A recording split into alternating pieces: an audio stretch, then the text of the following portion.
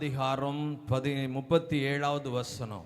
தேவனாலே கூடாத காரியம் ஒன்றுமில்லை என்றான். தேவனாலே கூடாத காரியம் ஒன்றும் இல்லை. தூதன் மூலமாக கர்த்தர் சொன்னதான, மரியாளுக்கு சொன்னதான கர்த்தருடைய வார்த்தை, தேவனுடைய வார்த்தை இந்த வேளையிலே கூடி வந்திருக்கிற உங்கள் ஒவ்வொருவருக்கும் தனித்தனியாக சொல்லப்படுகிறது. ஹல்லேலூயா.